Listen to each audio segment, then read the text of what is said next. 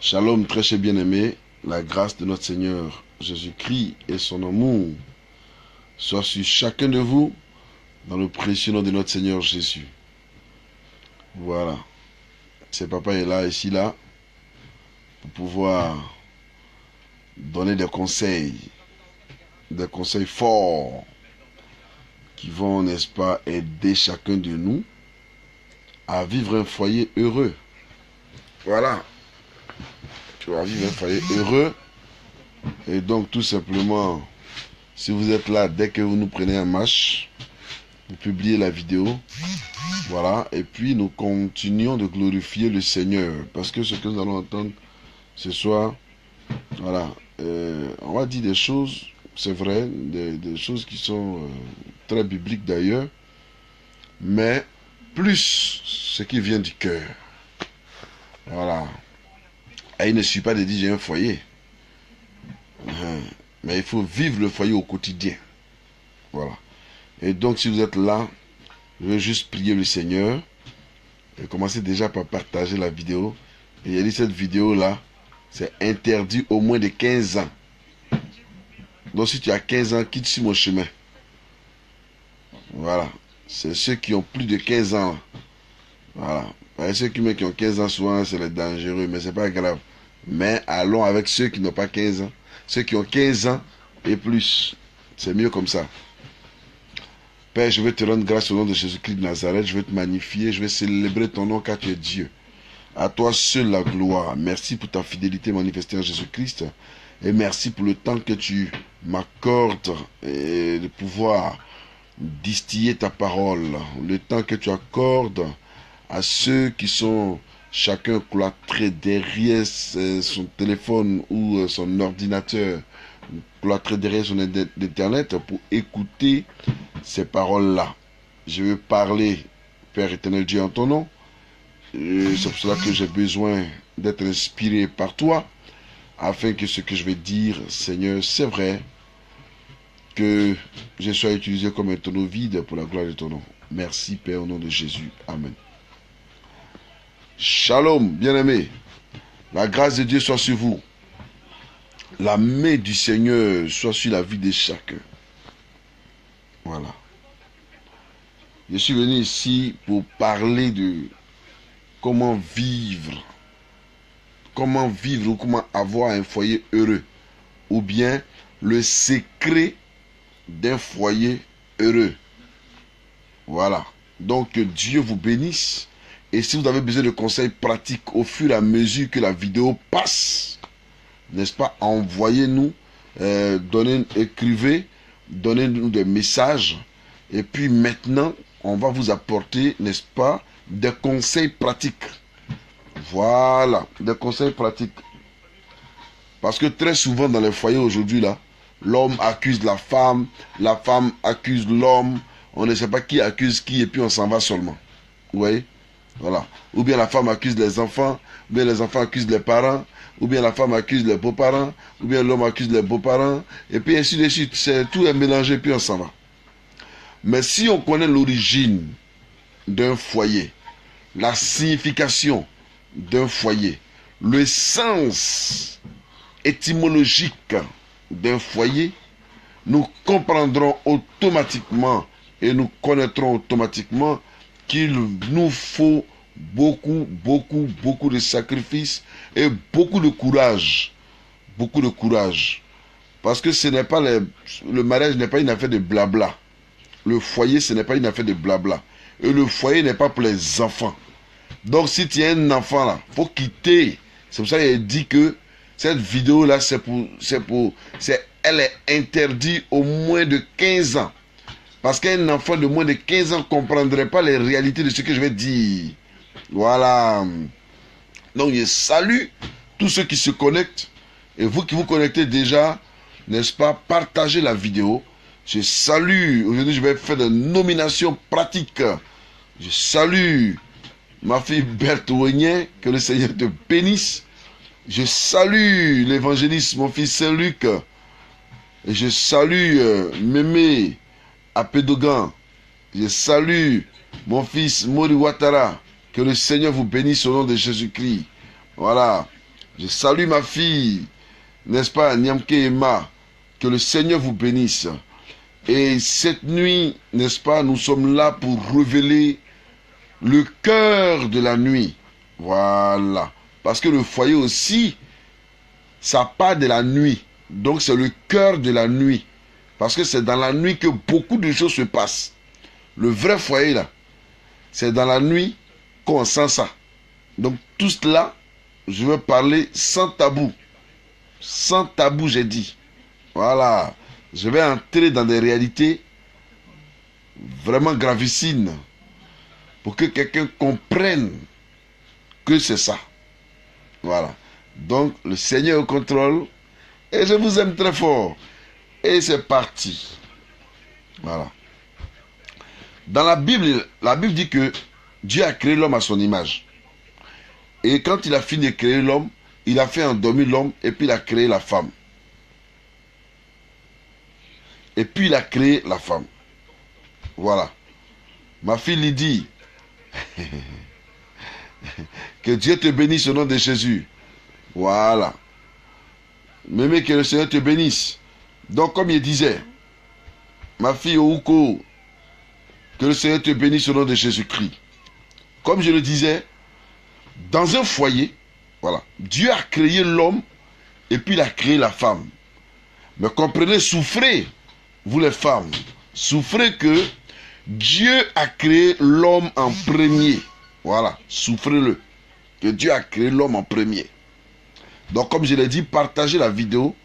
Voilà, invitez pour que cet enseignement-là soit clair dans l'esprit, n'est-ce pas, de chacun de vous, de chacun de nous, pour que nous puissions avoir une vie heureuse, un foyer heureux. Voilà. Si les célibataires sont là, ils n'ont qu'à venir. Parce que j'ai parlé aussi des célibataires. Voilà. Parce que c'est très important là. Donc comme je disais là, Dieu a créé l'homme en premier et puis ensuite il a créé la femme. Mais Dieu, en créant l'homme en premier, il n'a pas fait, ce n'était pas une erreur de créer l'homme en premier. Ce n'était pas une erreur. Il a bien pensé la chose et puis il a créé l'homme. Mais vous savez, il a fait endormir l'homme. Il a voulu que l'homme puisse sentir ou ressentir le besoin d'avoir une femme. Voilà. Dieu n'a pas créé la femme au hasard. Hein? Non, non, non, non, non, non, non, non. C'est pour cela que vous, les femmes qui êtes là, vous êtes bénies au nom de Jésus-Christ de Nazareth. La grâce de Dieu est sur vous. C'est l'homme peut-être qui a été créé au hasard. Hein? Mais la femme n'a jamais été créée au hasard. Parce que la femme a été, n'est-ce pas, la réalité ou le fait d'un besoin. L'homme a ressenti le besoin et c'est à cause de ce besoin-là que le Seigneur a créé la femme. Or, quand Dieu a créé l'homme à son image, là, il pouvait ne pas créer l'homme. Non, non, il pouvait ne pas créer l'homme, il n'était pas obligé. Il pouvait prendre un gorille, lui donner l'intelligence pour que le gorille puisse veiller sur tout ce qu'il a créé. Il pouvait prendre une tortue, donner l'intelligence à la tortue et permettre à la tortue de commander tout ce qu'il avait créé. Mais Dieu s'est regardé et puis il a dit, il faut un homme. Et puis Dieu a créé l'homme. Maintenant, Dieu a attendu que l'homme ait une réaction intérieure, une réaction systématique, une réaction pas possible. Genre, voir ce qu'il a créé.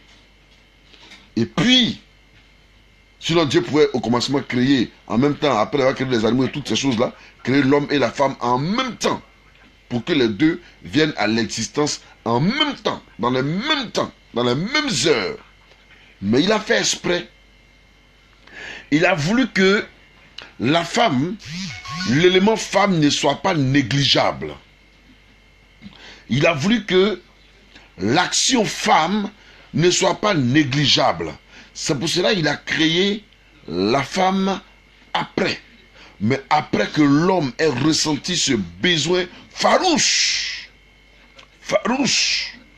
L'homme ait ressenti ce besoin farouche, alors Dieu prend le temps de répondre aux besoins de l'homme et il crée la femme. Donc vous comprenez que l'homme n'a rien vu dedans. Voilà. Aujourd'hui, pourquoi Dieu a tout fait, puis il a fait endormir l'homme avant de créer la femme. Il a fait endormir l'homme pour ne pas que demain l'homme dise que lui il était là, que lui il a vu dedans, que lui c'est comme si c'est comme ça. Voilà. Et tout cela on va en parler. Voilà. Aujourd'hui, c'est vrai, dans l'Ancien Testament, vous remarquerez que la femme n'est pas trop nominée, parce que quand les hommes passent, la femme, elle est effacée. Donc la femme doit être effacée. Mais effacée dans quel sens? C'est ça qu'il faut savoir. Effacée dans quel sens? Effacée parce qu'elle se confond avec son mari. Elle est mélangée avec son mari. Donc du coup, elle et son mari forment un. Donc un couple n'est plus compté deux, mais est compté un. Voici pourquoi, dans la loi biblique, depuis l'Ancien Testament, on ne comptait pas les femmes. Mais on permettait aux femmes d'exister, juste. Mais on ne comptait pas les femmes. Parce que les femmes devraient se confondre avec le mari. Donc la femme devrait être confondue avec son mari. Et puis là, on compte maintenant un. Voilà. Maintenant, Dieu, dans ses calculs, a remarqué que depuis l'Ancien Testament, depuis la Genèse de la création, jusqu'à Malachie, donc la fin, où il y a eu passation entre l'Ancien et le Nouveau Testament, il a remarqué la souffrance de la femme. Donc c'est comme si on disait que Dieu avait échoué dans la création, parce qu'il a donné toute l'autorité à l'homme, et il s'est avéré que l'homme, au lieu d'utiliser cette autorité avec amour, avec abnégation, avec cœur, avec endurement, pour gérer les foyers comme étant un vrai chef, l'homme a voulu traiter la femme comme une moins que rien. Il a voulu traiter la femme comme une simple, donc un esclave. Il a voulu traiter la femme comme un chiffon pour dire qu'elle n'a pas d'importance, pour démontrer combien la femme n'était rien, pour démontrer combien la femme n'avait pas d'importance devant le trône du Père. Si vous comprenez un peu. Donc c'est en cela que dans le Nouveau Testament, pratiquement, les choses ont été reprises de manière farouche. Mais déjà, dans l'Ancien Testament, il y avait déjà des réactions.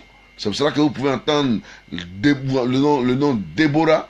C'est pour cela que vous pourriez entendre des noms comme la reine Esther. C'est pour cela que vous pourriez entendre des noms, n'est-ce pas, comme les filles de Job, hein, Keren Apouk, Jemima, et puis, comment elle s'appelle l'autre, Keren Apouk, ouais, c'est ça. Il y avait Keren Apouk, il y avait Jemima, et il y avait une autre. Donc, Ketzia, qu'elle s'appelait Ketzia. Donc, il y en avait trois.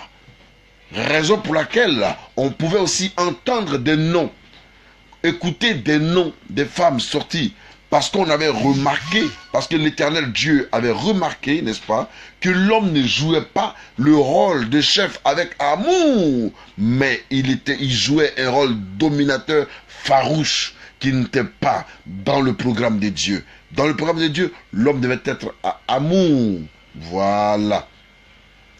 Et puis, donc, comme je disais, la femme, donc dans le Nouveau Testament, prend un relais. Dieu lui donne un nouveau statut.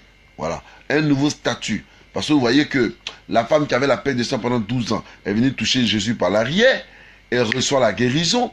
Et pour cela, ses disciples ont failli se rebeller contre Jésus. Et puis, la femme samaritaine sur le puits, avec qui Jésus était arrêté, a donné, Jésus-Christ parlait avec elle. Elles aussi, à son tour, ses disciples ont failli se rebeller contre le Seigneur Jésus-Christ.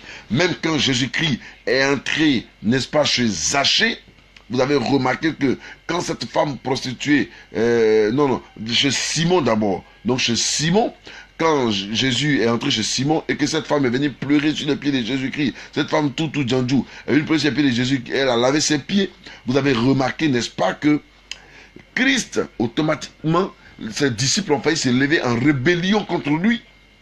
Mais Jésus-Christ a dû rapidement maîtriser la situation en leur disant: Simon, je suis entré chez toi, tu n'as pas lavé mes pieds, mais cette femme a lavé mes pieds, pas avec de l'eau ordinaire, mais avec ses larmes. Elle les a essuyées avec sa belle chevelure, qui est comme son voile. Et ensuite, elle a parfumé mes pieds. Donc, vous voyez que Christ avait une oreille attentive, beaucoup avec les femmes. Pourquoi? Parce qu'il allait démontrer plus tard qu'en réalité, donc plus tard, il allait démontrer qu'en réalité, lui, Jésus-Christ, c'était lui le garçon de l'église, donc la tête de l'église. Il était l'époux et le véritable époux. Mais l'homme, donc les hommes en général qui sont désormais un dans le Seigneur, parce que désormais il n'y a plus ni homme ni femme, selon ce que l'apôtre Paul a enseigné. Donc il n'y aura plus ni homme, ni femme, ni juif, ni grec. Tous nous sommes un dans le Seigneur. Ça ne veut pas dire que les femmes n'existent plus, mais nous sommes devenus tous un. Il n'y a pas affaire à dire que les femmes doivent s'asseoir quelque part là-bas où elles doivent gérer les canaries ou gérer les gobelets seulement, ou gérer, j'allais dire, la cuisine. Mais non, nous sommes tous devenus un. Et la base du foyer original, la base du nouveau foyer part à partir de là. C'est à partir de cet instant que vient la base du nouveau foyer. Et si quelqu'un comprend la base du nouveau foyer, il est heureux, il est béni, et il part de l'avant. Donc le foyer n'est plus le fait que la femme est seulement assise à la cuisine. Le nouveau foyer, ce n'est plus le fait que Dieu a créé l'homme d'abord et la femme après. Mais le nouveau foyer, l'homme et la femme ont été créés en même temps. Ah oui, ça c'est une révélation que je t'apporte. Dans le nouveau foyer, l'homme et la femme ont été créés en même temps. C'est pour cela qu'il n'y a plus ni homme, ni femme, ni juif, ni grec. Tous, nous sommes un dans le Seigneur. Donc si nous sommes un dans le Seigneur, d'où vient que on a créé un avant l'autre? Voilà. Donc la situation a changé. Pas en la défaveur de l'homme, pas aussi en faveur de la femme, mais justement permettre à chacun des enfants de Dieu d'avoir une place honorable et honorifique pour que le nom du Seigneur soit glorifié. Voilà. Et pour que les foyers aillent de l'avant, pour que nous puissions avoir des foyers responsables. Aujourd'hui, on a des foyers où l'homme ne travaille pas, c'est la femme qui travaille, surtout en France, ici, on voit ça. Où l'homme est assis à la maison, la femme va au travail, puis elle vient. Parce que c'est ici, si l'homme n'a pas encore ses documents, c'est la femme qui travaille. Donc là, vous savez comment? On a vu des foyers, des serviteurs de Dieu, où l'homme de Dieu ne travaille pas, et puis la femme travaille. Donc si on dit que c'est l'homme qui doit travailler, donc, comment ça se passe? Non, le foyer du Nouveau Testament prend une allure nouvelle. Voilà, une allure nouvelle. Où maintenant Dieu met au point un système où l'homme et la femme sont sur le même pied d'égalité, où l'homme et la femme deviennent femmes. Et leur nouveau époux, le nom de leur nouveau époux s'appelle Jésus-Christ de Nazareth. Voilà pourquoi Christ dit, il est l'époux de l'église. Jésus-Christ est l'époux de l'église. Il est le chef de l'église. Oh, l'église c'est qui? L'église c'est toi et l'église c'est moi. Donc nous sommes devenus les go du Seigneur. Donc voici un peu l'exemple du nouveau foyer. Voici un peu la morphologie du nouveau foyer connecté, consacré, n'est-ce pas, j'allais dire, minutieusement fabriqué par Dieu lui-même. Donc si quelqu'un entend ces choses, il doit comprendre que désormais, il n'y a plus ni homme ni femme.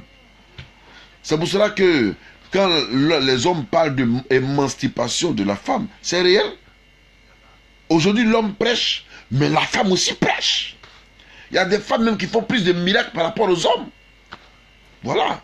Donc, pour avoir un foyer heureux, il faut pouvoir se considérer comme deux personnes, n'est-ce pas? Et qu'il n'y a pas un qui est inférieur à l'autre. Parce que du moment où vous considérez un comme inférieur à l'autre, automatiquement le foyer perd son sens. Automatiquement, le foyer perd son sens. Quand vous considérez un plus que l'autre, automatiquement le foyer perd son sens. Maintenant, je vous explique. Voilà. Prenons le foyer dans son sens étymologique. Que signifie le terme foyer? Pour nous les Africains, nous savons que nos parents du village faisaient le feu, n'est-ce pas, sur 3 cailloux. Elles pouvaient rassembler 3 briques. Bon, les briques là, c'est hier, là, c'est né. Prenons 3 cailloux. Elles cherchent 3 cailloux pratiquement de la même taille, de la même forme, et comment on appelle ça là, et pratiquement qui se ressemblent. Et puis elles déposent les 3. Elles déposent les 3 cailloux. Vous voyez? Et ces 3 cailloux là, quand elles y mettent le feu dedans, c'est ce qui devient le foyer. Donc voici le vrai foyer. Voici comment le foyer est parti. Voici comment le nom foyer est arrivé. Donc c'est ce feu là qu'on appelle un foyer. Donc vous comprenez que dans un foyer, n'est-ce pas, on met du fagot et puis on met le feu. Tant que le feu continue de brûler, c'est un bon foyer. Mais si le feu est éteint, ce n'est plus un foyer.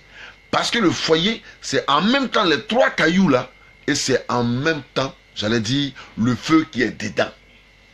C'est l'assemblage de cela qui forme le foyer. Donc vous comprenez que un foyer, dans un foyer, il n'y a pas seulement que les bellesses, il n'y a pas seulement que les appréciations, il n'y a pas seulement que les je t'aime, et il n'y a pas seulement que les oh mon frère, le lion, que Dieu te bénisse. Merci pour ton soutien. Le révérend a dit, je crois qu'il doit se trouver à Chicago en cette heure-là. Donc vous comprenez que c'est ce qui a créé cette tendance. Donc aujourd'hui, dans un foyer, il y a ce qu'on appelle, ce que nous devons considérer et donner des conseils à nos enfants et à nous-mêmes d'abord. Nous devons comprendre que dans le foyer, il y a ce qu'on appelle le feu. Et donc le feu doit toujours brûler dans le foyer. Parce que c'est le feu qui propulse, n'est-ce pas? C'est le feu qui fait cuire la sauce dans la marmite. C'est le feu qui fait cuire la banane dans la marmite. Donc dans le foyer, quand il y a le feu fait réjaillir le véritable amour. Le feu fait réjaillir la gloire de l'amour. Le feu apporte le véritable amour, n'est-ce pas? On parle plus là de coïncidence, mais on parle, n'est-ce pas, de véritable assentiment. Et là, c'est le cœur qui parle. Et ça, c'est la tête qui parle. Et quand le feu est constamment allumé dans le foyer, alors tu pourras savoir le vrai visage de qui est en face de toi. Je suis toujours à la phase 1. Mon frère, salut Kofi, que le Seigneur te bénisse. Esther Cohen chantre, Dieu te bénisse au nom de Jésus-Christ. Comme j'ai dit, aujourd'hui c'est la nomination, nous y allons. Donc, vous comprenez en même temps que un foyer est dynamique. Donc, du moment où nous formons un dans le foyer, ça veut dire que dans le foyer, il n'y a plus à faire de sexe faible. Ou bien la femme est plus faible que l'homme, l'homme est plus faible que la femme. Non, non, non, non, non, non, non, non, non, non. Nous aussi, on est devenu le go du Seigneur. Ouais, l'homme est devenu go du Seigneur. Donc, en tant qu'épouse de Jésus-Christ, lui aussi il est faible. Donc voilà, si nous comprenons que avec le Seigneur, nous sommes un, nous sommes une seule entité, n'est-ce pas, un seul être, alors automatiquement, nous devenons des braves personnes et nous pouvons avoir désormais un foyer heureux, une vie heureuse qui va pousser, n'est-ce pas, l'enfant de Dieu à aller de l'avant. Voilà, je sais que quand il a fini de parler comme ça, là, beaucoup vont condamner, ils vont dire ce qu'ils veulent. Mais cet enseignement que je suis en train de vous donner là, ça vient du cœur de Dieu. Il faut prendre ça. Voilà. Donc je reviens. Vous comprenez que je viens de donner la première partie où nous devons comprendre que désormais nous sommes un. Donc dans le foyer, nous formons un. C'est parce que l'idée de former une seule personne là, nous ne l'avons pas dans nos mœurs. Et du coup, ça nous crée de véritables problèmes. Du coup, quand la femme vient dans un foyer, elle vient dans le but qu'elle soit aimée ou qu'elle reçoive quelque chose. Est-ce que vous comprenez un peu? Donc du coup, quand l'homme décide de se marier, il se marie pour que la femme qui est en face de lui vienne pour le servir. Donc chaque jour il est assis là, il caresse son ventre comme pour moi là, et puis il attend que les mets succulents viennent de la cuisine, que sa femme rentre dans la cuisine et qu'elle lui envoie des mets. C'est être très villageois ça. C'est être très villageois. Il faut que ce soir, chacun soit délivré de manière particulière. Et que chacun comprenne que nous sommes désormais un dans le Seigneur. Il n'y a plus ni homme, il n'y a plus ni femme, il n'y a plus ni juif, il n'y a plus ni grec. Nous sommes tous un dans le Seigneur. La femme se bat, l'homme se bat. L'homme caresse son mari, sa femme caresse son mari. Aïe! Comment? Je vais vous donner des secrets aujourd'hui là. Je vous l'avais promis là. Et donc vous comprenez un peu la portée de la réalité de cet enseignement. Qui a un caractère, j'allais dire, où chacun doit comprendre. Donc le mariage devient faux du moment où tu mets dans ta tête que tu t'en vas dans le foyer pour qu'on puisse t'aimer. C'est déjà dangereux. Le foyer est déjà gâté. Ce n'est plus un foyer. Parce que tu ne dois pas te mettre dans la tête que tu t'en vas dans un foyer pour être aimé. Non. Tu dois mettre dans ta tête que tu t'en vas dans le foyer pour que toi tu puisses aimer. Voici le vrai sens du foyer. Tu t'en vas donner. Regardez, c'est comme deux personnes sur le ring. Qui s'en va en guerre? Ou bien qui s'en va monter sur le ring? On dit deux boxeurs.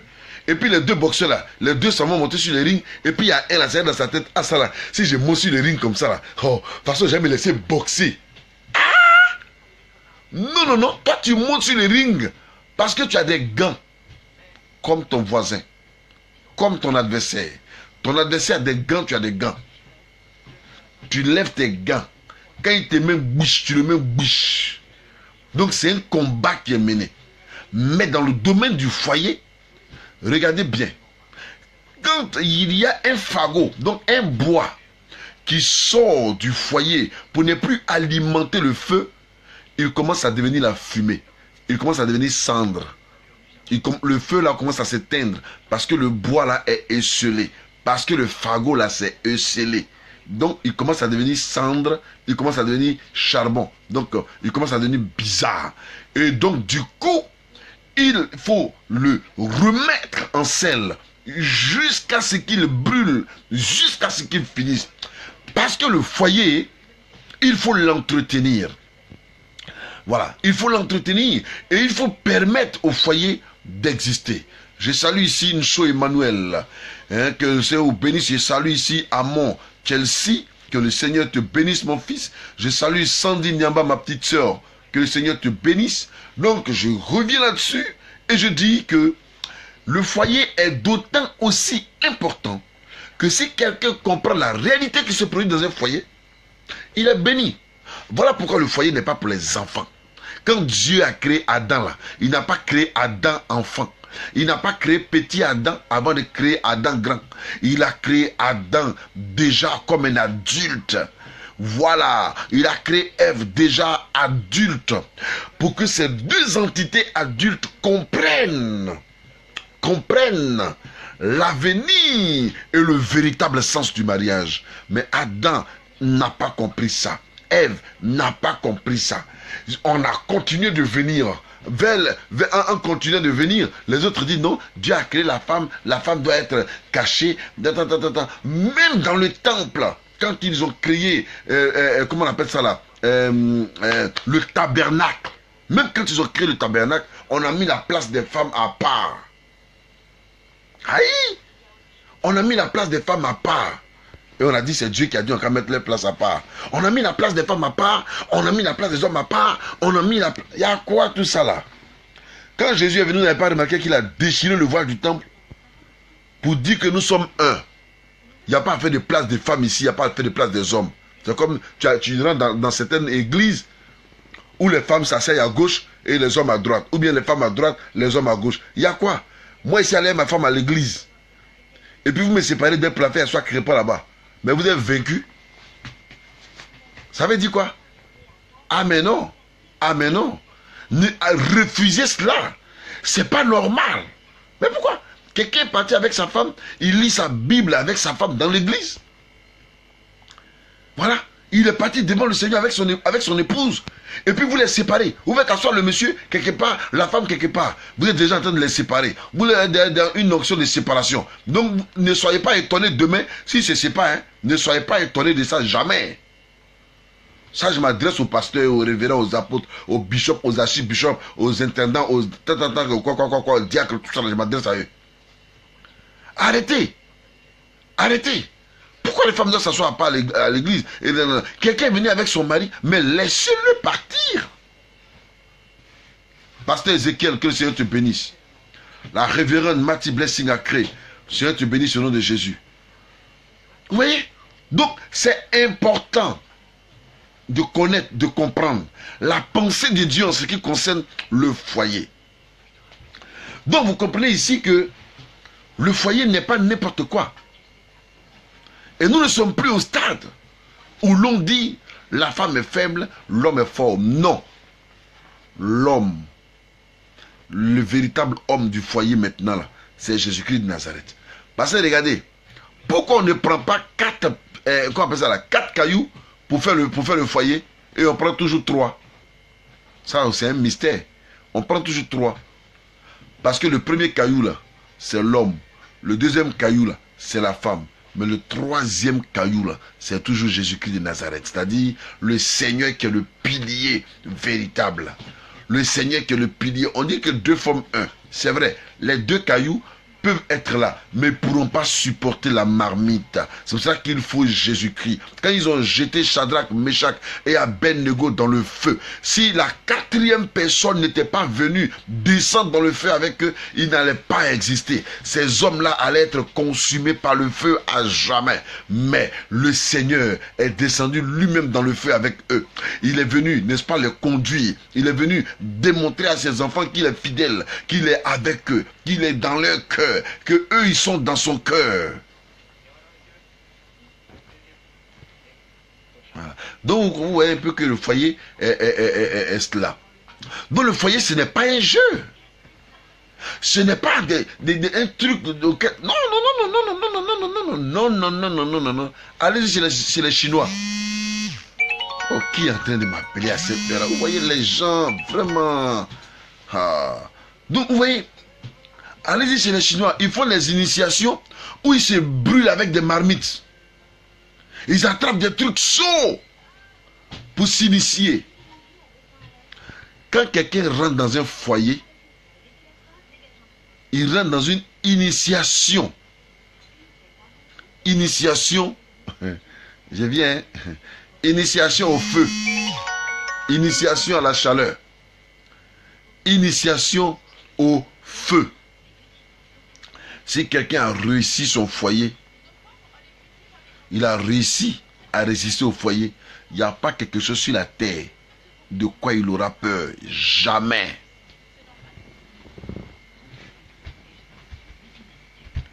Ou il n'y a pas quelque chose. Parce que le foyer, c'est l'initiation de toutes choses. Maintenant, le secret de réussir son foyer, c'est de pouvoir regarder celui qui est en face. C'est de pouvoir regarder son mari ou sa femme comme un être égal à lui-même.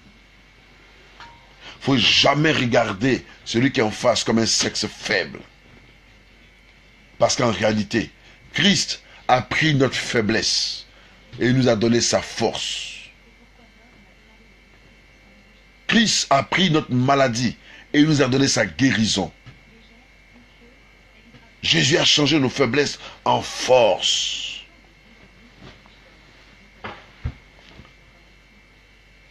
Donc imaginez-vous que si c'est l'homme qui va au travail, je donne un exemple simple. Si c'est l'homme qui travaille et que toi la femme tu ne travailles pas. Quand ton mari est en train de quitter le travail pour venir là, il faut savoir l'apprécier.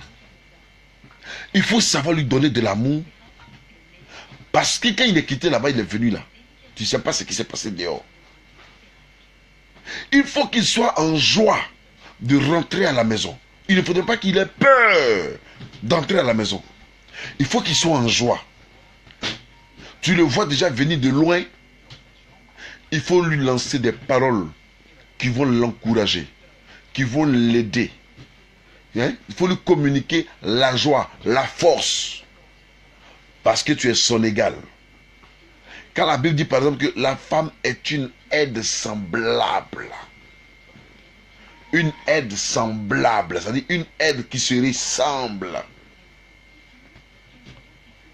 Si elle dit à quelqu'un, je suis en train de soulever table, viens m'aider. Ça veut dire on a la même force. Donc, moi seul, je ne peux pas. Donc, viens soulever la table avec moi. Ça ne veut pas dire que tu es faible, voilà que je t'ai appelé. Mais ta force et ma force, on réussira à soulever la table. Donc, personne n'est faible. Hein. Voilà. Donc, le gars arrive. Et puis maintenant, toi, tu l'attends avec chicotte ou bien avec des paroles dangereuses. Non, mais pourquoi?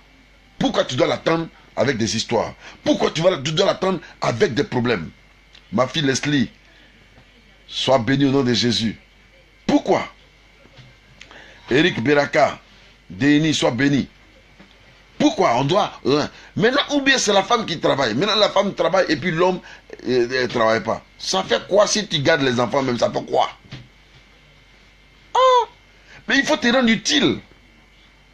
Chacun dans le foyer, chacun devait chercher à se rendre utile. Chacun devait se dire, mais qu'est-ce que je peux faire pour rendre heureux ma femme? Qu'est-ce que je peux faire pour rendre heureux mon mari? Voilà. Mais chacun ne doit pas dire, qu'est-ce que je dois faire pour être heureux? Il faut, lui là, il me donne pas la joie, il me rend pas heureux. Mais toi, tu fais quoi pour que lui soit heureux? Tu fais quoi? Donc quand on vient dans un foyer dans le but de comprendre ou dans le but que nous on doit être heureux, c'est déjà échoué d'avance. C'est déjà gâté d'avance. C'est déjà détruit d'avance. Ton foyer ira à l'échec. L'eau va baisser dans le foyer là, ça va s'éteindre. Parce que tu es venu avec le but ou l'objectif que toi, tu dois être heureux ou bien heureuse. Voilà. Mais quand tu viens dans le but de pouvoir donner, oui, c'est dans les deux sens, ma fille. C'est dans les deux sens. Ah, moi, j'ai fait des prières à l'église, j'ai dit, par exemple, attrape la main de ton frère, prie pour ton frère. Dis, il faut parler à Dieu pour ton frère. Dis à Dieu, oh Seigneur, bénis mon frère. Mais il faut surveiller ton frère. Si tu es en train de prier, qu'il n'est pas en train de prier, il faut te taire. Il y a quoi? Il est pris pour toi, prie pour moi. On doit se tenir la main dans l'église pour prier. Donc, il faut s'ouvrir, se donner, sans réserve. Et c'est ce qui va aider le foyer à aller de l'avant. Mais si dans le foyer, il y a des cachotteries, il y a des cachotières. Si dans le foyer, n'est-ce pas, chacun se prend plus caïman que l'autre. Si dans le foyer, chacun se prend plus intelligent que l'autre, c'est déjà faux, hein. C'est déjà faux. Maintenant, je vais m'adresser à nous les hommes. Vous les hommes, écoutez-moi bien. Voilà. La femme, là, en principe, quand Dieu l'a créée, là, l'intelligence que Dieu a donnée à la femme, les scientifiques ont fait une étude où ils ont démontré que la femme est 10 fois plus intelligente que l'homme. Oui, oui. Et ça, Dieu a fait exprès. Elle est 10 fois plus intelligente que l'homme. C'est-à-dire, si toi tu as par exemple, tu as 15 ans, ou bien tu as 18 ans, hein, si la femme a 18 ans, et que son mari a 28 ans, c'est ça non? 18 ans, 28 ans, ça fait 10 ans entre eux. 10 ans, 28 ans, ça veut dire que ta femme et toi, vous avez le même âge là. Parce que vous auriez la même manière de penser. Vous avez la même manière de penser. Vous aurez une intelligence, j'allais dire, le raisonnement sera pratiquement même chose. Mais, si par exemple tu as 28 ans, ou bien tu as 30 ans, et puis ta femme a 28 ans, ça veut dire que ta femme est plus âgée que toi de 8 ans. Hein? Oui, oui. Elle est plus âgée que toi de 8 ans. Parce que la femme, elle a une rapidité dans la tête de... Elle a comment on appelle ça là, 10 années de réflexion par rapport à son âge.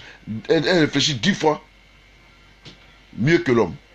Pas mieux dans le sens de mieux, mais plus rapide que l'homme. Voilà. Souvent, où toi l'homme tu ne vois pas là, elle est dans là-bas déjà.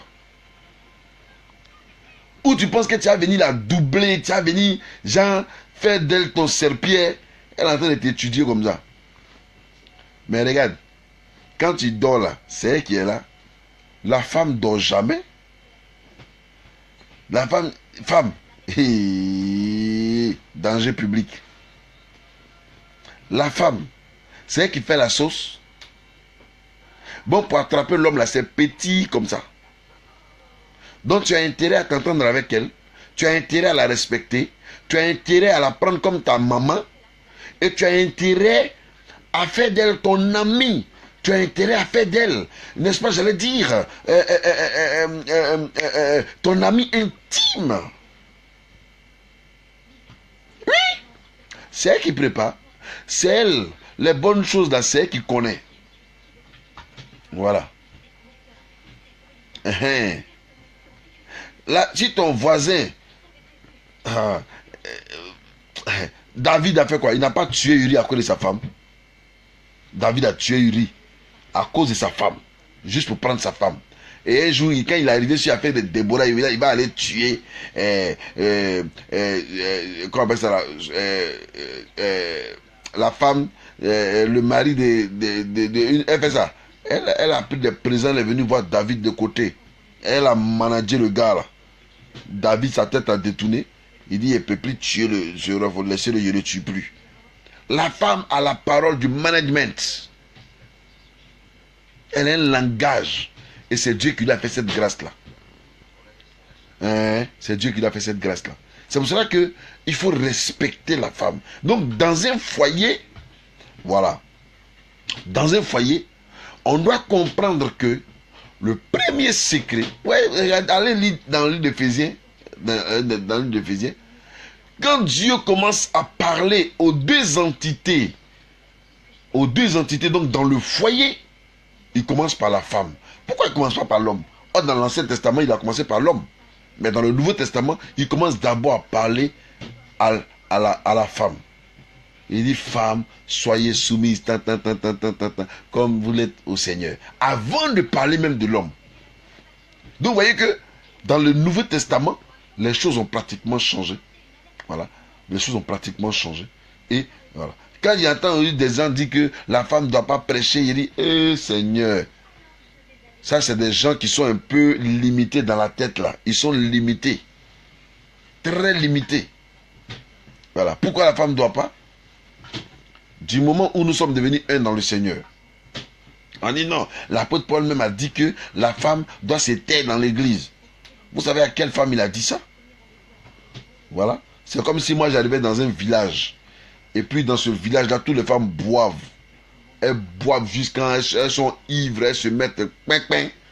Et puis elles viennent bagarrer dans l'église. Je peux prendre une décision pour dire, dans cette église-là, que les femmes se taisent jusqu'à nouvel ordre. Voilà ce que l'apôtre Paul voulait dire aux Corinthiens. Voilà ce qu'il voulait dire aux Corinthiens. quand il est arrivé là-bas. Quand il parlait de la femme doit se taire dans l'église, dans l'assemblée, c'était pour cela. Parce que les femmes, en son temps, en leur temps et en ce temps-là, bafouaient la Sainte Seine. Elle rentrait dans l'église quand son mari n'a pas de l'argent du marché. Elle vient, elle trouve son mari à l'église à Corinthiens. Et puis, si son mari est si la chair même, elle attrape et puis elle le fait sortir. Alors qu'elle a dit que les femmes se taisent.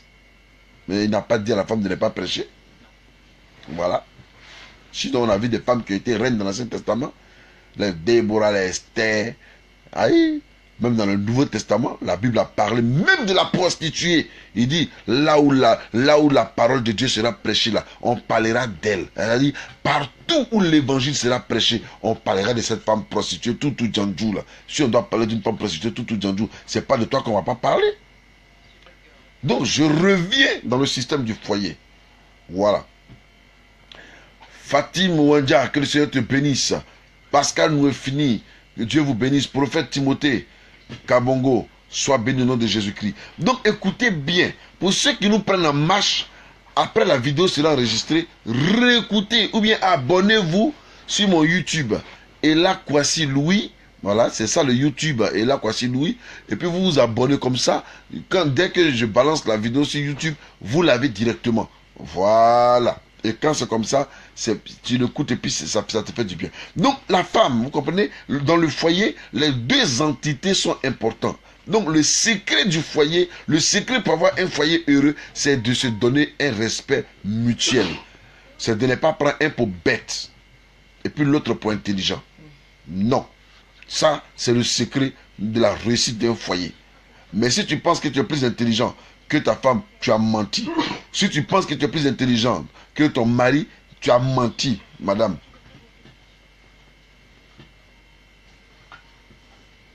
Donc il faut être sensible à la chose de Dieu. Imaginez-vous que le feu est ce qu'il est, mais c'est lui qui nous fait cuire les légumes pour que nous puissions manger. C'est la même chose. C'est la même chose. Dans un foyer, ton mari peut avoir le nom que ses parents lui ont donné. Mais pourquoi tu l'appelles Rigobert devant tout le monde? C'est ton Rigaud. Pourquoi tu l'appelles Rigobert devant tout le monde? Ça, c'est ses parents qui lui ont donné le nom ça là. Mais si tu veux qu'il soit à toi, que vous puissiez former un foyer heureux et victorieux, ne vous appelez jamais par vos noms ou par le nom que vos parents vous ont donné. Jamais. Donnez-vous des noms. Les noms que vous vous donnez là, ces noms-là seront comme des signes. Ces noms-là seront comme, n'est-ce pas, des puissantes actions dans votre vie. C'est comme si tu posais un fondement dans la vie de ton homme. Tant que tu appelleras ton homme Gazécaillon, Gazécaillon, Gazécaillon, il ne t'appartient jamais. Il va partir un jour forcé. Forcé. Voilà.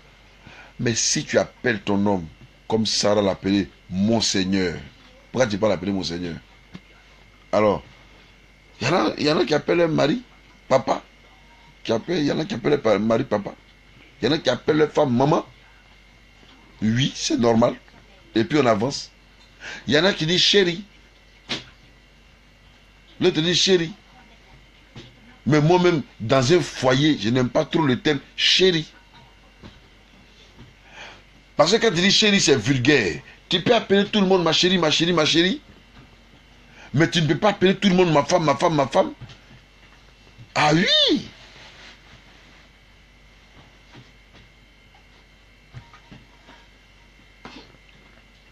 Tu peux appeler tout le monde, mais tu ne peux pas appeler. Voilà. Donc, il y a des thèmes. Tu peux appeler ta femme ma rose. Oui, c'est bien. Ah, et maintenant, si le jour la rose a fané, maintenant, tu vas faire comment? Maintenant, le jour la rose a fané, tu fais comment? Hein? Il faut qu'on change de mentalité. Arrêtons d'être vraiment, excusez-moi du thème, des braiseaux. Voilà.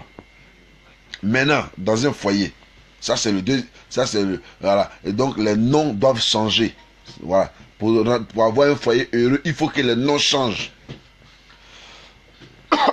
Ton enfant est né, tu l'appelles bébé, mais tu lui donnes. Chez moi, tu lui donnes un nom qui est ton empreinte. Tu lui donnes un nom qui porte ton empreinte. C'est pas comme ça? Pour reconnaître ton enfant. Donc maintenant que tu as pris le gars là, maintenant que tu as pris la go là, et puis elle est devenue ta femme là, il faut lui donner un nom. Oui, il faut lui donner un nom. Moi j'ai pris le temps d'appeler ma femme mon cœur. Pourquoi? Parce que le jour qu'elle a quitté dans le cœur, que ça tombe là, c'est que c'est fini. Or si le cœur quitte, ça tombe, c'est que c'est mort. Donc du coup, vous comprenez que le cœur résiste à beaucoup de choses. Le cœur est caché dedans là-bas. Il y a même, j'allais dire même que les côtes, hein, tout est, ça recouvre le cœur comme ça. Ça conserve le cœur. C'est comme ça. Toi, comment tu l'appelles? Comment tu appelles ta femme? Comment tu appelles ta chérie? Comment tu l'appelles? Hein? Gabriel. Gabriel, Gabriel, viens ici. Sois délivré ce soir là au nom de Jésus. Voilà. Il y a un vieux qui m'a dit, moi j'appelle ma femme avec son nom parce que c'est le nom que les parents lui ont donné. Mais toi tu lui as donné quel nom? Ça veut dire que tu l'aimes pas assez? Ou bien on l'appelle Denis et puis toi tu as coupé pour toi Nizo. Tu ne peux pas créer un nom pour donner à ton mari. Tu ne peux pas créer un nom pour donner à ta femme. Parce que le nom que tu lui donnes là, c'est ce que tu exprimes dans ton âme. Voilà. Quand tu appelles, qui peut appeler son enfant la mort? Qui? Personne ne va donner le nom la mort à son enfant. Pourquoi? Parce que ce nom-là même, on a peur de ça, on ne veut même pas s'approcher de ça. Donc quand Dieu t'a donné une femme là, ou Dieu t'a donné un homme là, il faut changer son identité. Voilà. Il faut chercher à le transformer à ta guise pour que vous puissiez bien aller au nom de Jésus. Est-ce que vous comprenez un peu? Voilà. L'autre point, ça c'est le point le plus saillant. Le point au lit là. Quand vous partez dormir là. Voilà pourquoi j'ai dit que le mariage, c'est aussi le secret de la nuit. C'est de comprendre les choses de la nuit. Donc le secret de la nuit profonde. C'est vrai, il y en a qui travaillent la nuit, donc le matin, ils font pour eux. Mais la nuit, là, on n'est plus beaucoup. Ceux qui font la nuit, là, ils sont plus nombreux. Donc, la nuit, donc la nuit, il y a la nuit profonde parle au cœur des foyers. Est-ce que vous savez au moins combien de bagarres il y a toutes les nuits? Combien de bagarres? Dieu souffle dans le ciel et puis il regarde sur les lits. Et puis il souffle dans son cœur. Et le matin, tu as te réveillé. Seigneur, merci. Tu m'as gardé toute la nuit. Dieu même écrit là-bas, tu mens. Il n'était pas gardé. Dieu même, il est sur son trône, et puis il est fâché comme ça. Parce que donc, dans la vie de couple, il y a le secret de la nuit. Donc, pour avoir un foyer heureux, il faut savoir gérer ses nuits. Il faut savoir gérer ses nuits.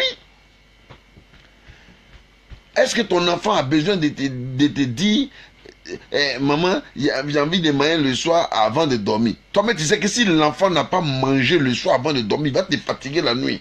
Il va se réveiller la nuit, il va pleurer, ouah, ouah, ouah. On va dire, mais il y a quoi? Et c'est de ça que je vais parler maintenant, parce que ça fait partie des secrets d'un foyer heureux. J'ai réglé le problème d'un pasteur où sa femme, chaque nuit, elle n'aime pas aller avec son mari. Elle n'aime pas aller avec son mari. Elle n'aime pas coucher avec son mari. Pourquoi? Elle n'aime pas coucher avec son mari, mais pour quelle raison? C'est dangereux. Le fait de refuser ton lit conjugal à ton mari, ça va t'envoyer en enfer. Aïe. Oui, tu vas en enfer pour ça. Tu vas en enfer parce que tu as refusé d'enlever ton tchakouto la nuit. Je vous ai dit que c'est une vidéo moins de 15 ans. Si tu as 15 ans, il faut quitter ici. Hein. Si tu as 15 ans, il faut quitter. Parce que ce que je vais dire maintenant là, c'est trop dangereux. Hein. Donc 15 ans là, dégagez. Quittez sur mon poste. Sinon, il vous bloque. Aïe. Donc vous comprenez que la situation devient grave. La situation devient déjà... Il y a une turbulence. Ces gens comme Jésus est sur l'eau. Et puis la tempête s'est levée. La barque, ça s'est renversé. C'est ça qui se passe la nuit là. Voilà. Je salue le prophète Stéphane, mon frère, que le Seigneur te bénisse. Ma fille Odie, Badio Evelyne, que le Seigneur te bénisse. Je sens que la fête devient très sérieuse là. La nuit. Turbulence de la nuit. Pourquoi Dieu a fait le jour et puis il a fait la nuit? Il connaît. Parce que c'est la nuit là où on s'en va se reposer là. Les gens pensent qu'on dort 8 heures. On ne dort pas 8 heures. Parce que les médecins disent qu'il faut dormir 8 heures pour être fort. Donc, qui dort 8 heures? Oh, attendez là. S'il a pris 1 heure, il y en a qui prennent 1 heure de temps pour négocier. Pardon. Aujourd'hui, il faut me donner pardon. Pardon, je dis là, ici, mais si tu ne me donnes pas même là, hein, il fait comment hein? Tu vas me créer des problèmes, tu veux que j'aille chez les prostituées, moi tu veux que j'aille où? Pardon, il faut me donner. Il y en a qui prennent 1 heure pour négocier. Maintenant, il a fini la négociation là. Quand on lui donne, avant qu'elle va lui donner comme ça là, oh, jusqu'à, je verrai à minuit, 1 heure du matin avant qu'ils vont dormir. Bon, quand ils vont dormir là, ils vont se réveiller à quelle heure? Peut-être 4 heures, 5 heures, si ils doivent aller au travail. Vous les femmes qui n'aimez pas donner à vos maris, qui n'aimez pas coucher avec vos maris la nuit là, vous êtes possédés par la sirène des eaux. Vous êtes possédés par les maris de nuit. Vous êtes possédés. L'apôtre Paul dit que personne ne se prive de l'autre. Si ce n'est au moment de la prière et d'un commun accord. Il y a des pasteurs qui mentent à leur femme. Ta femme a besoin de toi la nuit. Et puis il dit à la femme, je suis un jeune. L'Esprit de Dieu m'a dit de me calmer. Tu es vaincu au nom de Jésus. L'Esprit de Dieu t'a dit oui, de te calmer. L'Esprit de Dieu ne sait pas que tu es marié. L'Esprit de Dieu ne sait pas que tu as une femme. Qu'aujourd'hui elle aura besoin. Dieu respecte le foyer. Hein? Dieu, il respecte le foyer. Voilà. Dieu n'est pas dans les micmacs, dans les brac-à-brac. Non, il respecte le foyer. Si Dieu te parle, il doit donner la confirmation à ta femme. Et si il te parle de commencer ton jeûne, il va donner la confirmation à ton mari. Ah, mais oui. Mais on ne peut pas accepter, et au grand, on ne peut pas accepter, n'est-ce pas, un foyer où l'homme de Dieu, ou bien la femme de Dieu, ou bien celle qui est la prophétesse, ou bien le pasteur, n'est-ce pas, disent simplement à son mari ou à son conjoint, aujourd'hui là, je ne peux pas. Mais tu ne peux pas, il n'est qu'à faire quoi? Tu ne peux pas, elle n'est qu'à faire quoi? J'ai réglé un jour le problème d'un foyer où le monsieur me disait, la femme me disait, pasteur, mon mari là, il aime trop ça, toutes les nuits il veut. Est-ce que tu le connais?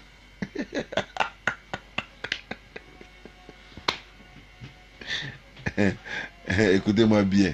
Il n'y a pas toutes les nuits un homme, qui puissant soit-il, je dis bien puissant soit-il, Dieu là, il n'est pas bête. Il a créé les choses exprès. D'abord, premièrement, si ton mari est comme ça, c'est que c'est toi seul qui peux le supporter. Voilà pourquoi il t'a donné comme ça. Oui, c'est toi seul qui peux le supporter. C'est à cause de ça qu'il t'a donné son mari là comme ça. que toutes les nuits, il te veut. Mais c'est parce que tu es spécial qu'il te veut toute la nuit. Il faut te sentir heureuse. Oh. Il y a vous un témoignage.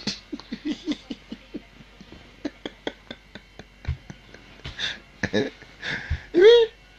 Un jour, j'étais à Abidjan. Et puis il était malade. Il ne me sentait pas bien. Il était très malade. J'ai grelotté. On dit on va l'envoyer à l'hôpital. On va l'envoyer à l'hôpital. Ma femme était au travail. Quand elle a appelé, on dit ça va même pas même. Elle dit elle abandonne son travail. Elle dit je viens. Laissez-le. Il y a un médicament de ça. Boubou, elle a pris son taxi, elle est arrivée à la maison. Elle dit aux parents qui sont venus me soigner, ils n'ont qu'à partir chez eux. Ils n'ont qu'à revenir. Quand elle va partir, et puis ils vont revenir. Elle va s'occuper de moi. Aïe! Hein? Papa, pardon, il n'y a pas pardon aujourd'hui là.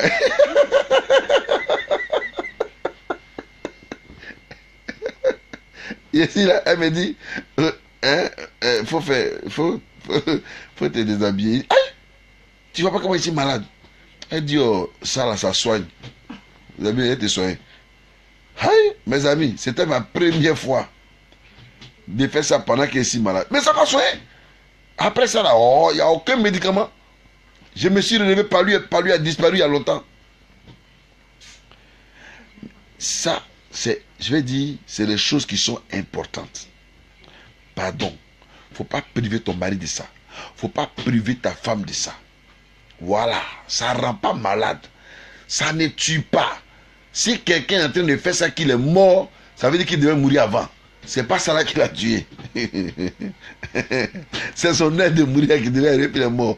Il y en a qui disent non, ça m'a marqué. Ma cousine est morte de ça. Son mari est en train de coucher avec elle, et puis elle est morte. Elle est morte. Regardez, mais comment vous allez vivre foyer là? Foyer là, ça s'est passé comment? Il peut arriver que tu sois fatigué. Faut expliquer à ton mari que tu es fatigué, ou bien expliquer à ta femme que tu es fatigué. Chérie, non, aujourd'hui je suis fatigué. Même ça, ça enlève fatigue dans le corps. Ça enlève la fatigue dans le corps. Donc, vas-y. Tu vas voir qu'après, tu seras Dieu, zing. Au lieu d'aller prendre des médicaments pour mettre dans ton corps, et puis ça va te détruire après là. Ça enlève fatigue dans le corps.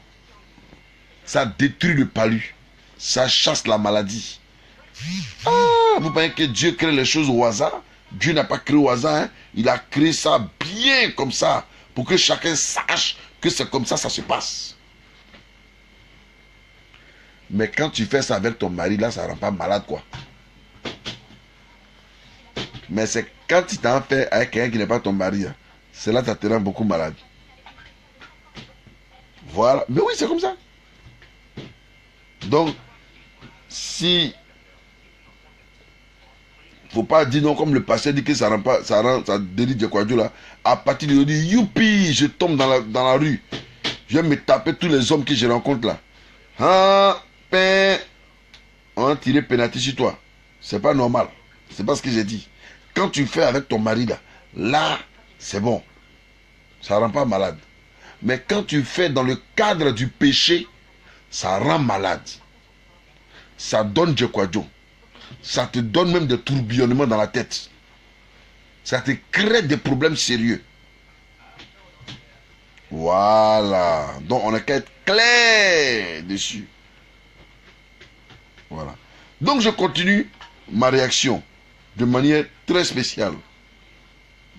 Pour dire que dans le foyer là, faut jamais dire non à ton mari. Et faut jamais dire non à ta femme. Ça, c'est l'un des secrets. Et je vous dis une chose. 50 ou bien 60 ou bien 70% des foyers impalables. Ou bien, j'allais même dire, 90% des divorces. Ils ne vous diront jamais le fond du problème. C'est pas autre chose, hein. C'est ça là. C'est ça là qui fait. Parce que soit monsieur ne veut pas donner, ou bien madame ne veut pas donner. Voilà. C'est le fond de leur réel problème. Il y en a qui disent non, moi mon mari ne me donne rien, mais tu ne lui donnes rien parce que toi aussi tu ne lui donnes rien. Il ne te donne rien parce que tu ne lui donnes rien.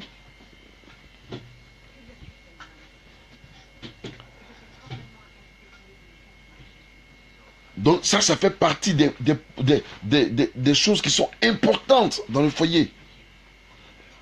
Le secret d'un foyer heureux, c'est ça. C'est ça.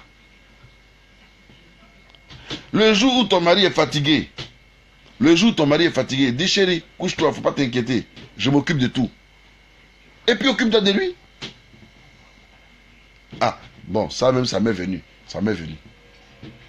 Oh, il y a vous choquer ici, là, non, écoutez bien. Il y en a qui disent, par exemple, est-ce que un homme et sa femme, dans un foyer, dans leur maison, est-ce qu'ils peuvent se lécher, ils peuvent se manger, ils peuvent se ceci, ils peuvent se cela. Je vais vous dire la vérité. Vous savez pourquoi Dieu a créé le jour et puis il a créé la nuit? Il a créé le jour pour que tout ce qui est dans le jour là, ça soit clair. Il a créé la nuit pour que tout ce qui est dans la nuit là, tout le monde ne voie pas ça. Ce qui est dans la nuit là, tout le monde ne doit pas voir ça. Donc Dieu ne va pas aller fouiller dans votre maison ce que vous faites là-bas. Hein. Il ne va pas aller fouiller. Il va pas aller fouiller. Voilà pourquoi il a créé la nuit. Pour que si vous allez faire ça la nuit là, hein, personne ne vous regarde. Personne ne va vous contrôler. Personne ne sait comment vous êtes en train de faire quelque chose là-bas. L'essentiel, quand vous ressortez là, ressortez satisfait. Ressortez bien. Ressortez tout heureux. C'est ça que Dieu veut pour chacun. Mais il y en a qui disent non, faut pas faire ça, faut pas faire ça. Je ne vous dis pas, faut faire, je ne vous dis pas, faut pas faire. Parce que pour la nuit là, chacun doit inventer ça là-bas. Non, non, non. Conseil de ça, on ne peut pas donner à quelqu'un. Si ton mari et toi, vous trouvez votre plaisir dans couche-toi, attaquer là. Faut te coucher comme cadavre. Il va attaquer, puis c'est fini, vous quittez là. Mais c'est très important les préliminaires. Très important. Qui mange et puis il n'a pas sa main? Vous aussi. Tout nous enseigne. Tout nous enseigne. Qui mange, il n'a pas sa main. Ou bien qui t'embousse là-bas, il vient, il se jette en même temps. Si manger là, en même temps, il commence à manger. Non, il y a ce qu'on appelle les préliminaires. Donc il y a les préliminaires, il y a l'embellissement de la chose. Tout ça là, ça existe. C'est pour ça que Dieu a créé le jour et puis il a créé la nuit. La nuit là, c'est pour ne pas regarder trop dans l'assiette de la nuit. Vous croyez que le vieux Abraham, elle, la vieille femme, Sarah, quand elle est dans la maison, il n'y a pas. Dieu va. Au moment où il rentre là-bas déjà là, Dieu ne regarde plus là-bas. Ils n'ont qu'à s'éliminer, ils vont sortir. L'essentiel, si chacun est content, c'est l'essentiel. Mais oui! Il y a une jeune soeur qui m'avait demandé, papa, quand j'ai pas de string là, on dit que mon mari dit que le pasteur dit que c'est diabolique. Faut dire à ton comment on appelle ça là? Faut dire à ton mari que son pasteur là, il c'est un braiseau, il connaît rien. Et vous les pasteurs, c'est pas parce que vous ne connaissez pas que vous allez enseigner des bêtises à vos fidèles. Moi, mais si pasteur, puis il parle. Voilà.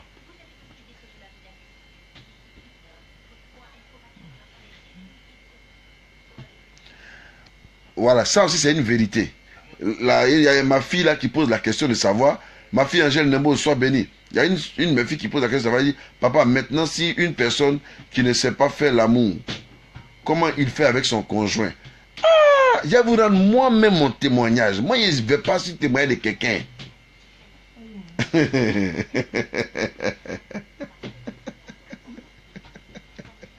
Moi, là, je ne prends pas témoignage de quelqu'un pour faire mon témoignage. Je parle de moi-même.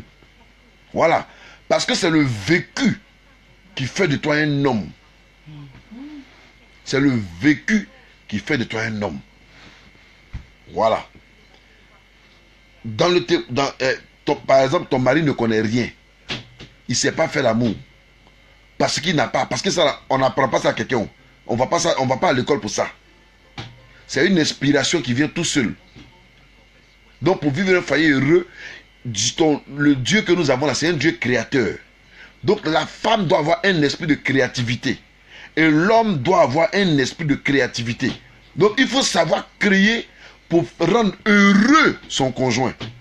Il faut savoir créer pour rendre heureux son conjoint. Donc si tu ne sais pas créer là, tu es un brezo, tu laisses la femme qui connaît t'apprendre. Oui.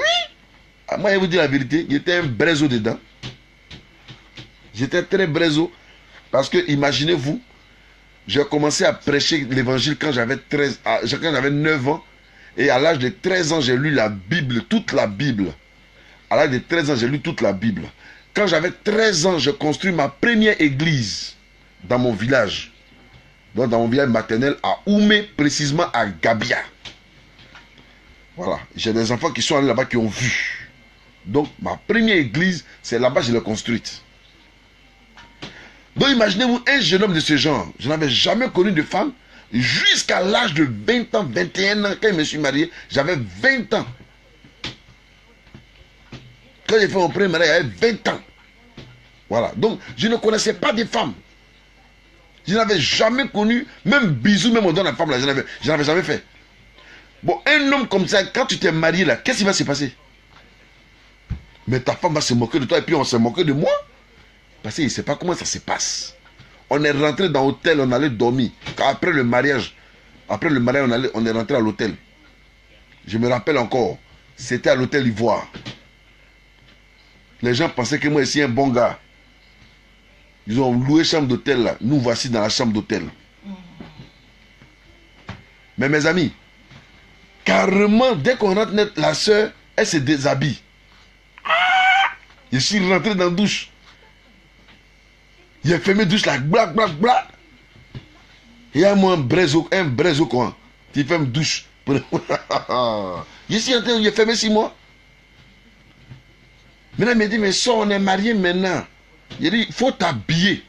Et puis tu éteins la lumière. Je vais venir. Aïe. Parce que moi, j'ai toujours appris dans ma tête que soit c'est la nuit que les choses se passent. Et donc, carrément, elle n'est qu'à éteindre la lumière. Et puis moi, je vais venir. Elle dit, elle n'éteint pas. J'ai dit, éteins la lumière. Et puis je suis là, je la regarde en persière. Vous jouez les gens. Elle dit, bon, j'ai éteint. Je me suis habillé, il faut venir. Je suis en bas des draps, il faut venir. Je suis allé rentrer en bas des draps avec elle. Mais mes amis, en bas des draps, hein? Elle veut me toucher dans les cheveux. Elle veut me... Faut pas me toucher. Ce que tu veux faire là, on n'a qu'à faire quitter ici. Et puis j'ai sommeil. Donc c'est à cause de ça que tu as marié enfant des gens. Mais mes amis, je vous dis la vérité. Dès qu'on a commencé, dans le noir là, quand on a commencé, quand on a dit paix, dès qu'on a dit présentez-vous, dès que je me suis présenté, dès que FIA, c'est terminé. Il y a longtemps, j'ai éjaculé, il est fini. Elle dit aïe. La femme me demande, mais il y a quoi? Il dit, mais c'est déjà fini. Elle dit aïe, donc c'est avec ça là, on fait foyer là. Mais j'ai eu mal au cœur. Parce que moi, un homme, en plus, un côté gourou. Et puis femme va me dire, c'est avec ça là, on fait foyer là. Pour moi, c'était une injure. Mais je ne connaissais pas. Et je n'avais pas cette humilité de lui demander de m'apprendre. Non, je n'ai pas eu cette humilité là aussi. Pour moi, je devais être présenté comme un mari et c'est tout. Et j'en ai souffert pendant longtemps. Même jusqu'à ce que j'allais dire, jusqu'à ce qu'elle décède. Et puis, bon, ben, jusqu'à... Ça a continué. Ma fille aimée, Honorine, sois bénie au nom de Jésus. Donc ça, c'est le vrai son. Hein. Il y a moins de 15 ans, arrière de moi aujourd'hui là. Donc je suis sûr que vous êtes là. Vous avez tous 18 ans et plus, hein. D'accord. Et puis c'est là, quand j'ai rencontré...